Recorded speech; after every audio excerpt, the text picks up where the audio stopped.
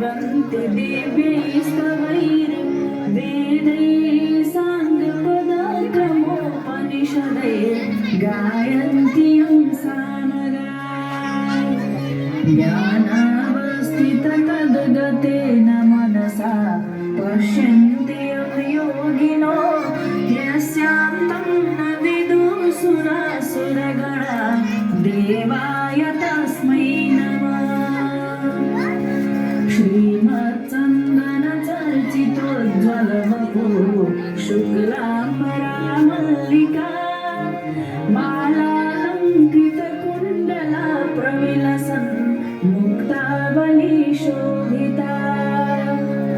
सर्वज्ञाननिधानपुस्तकधरा रुद्राक्षमालाधरा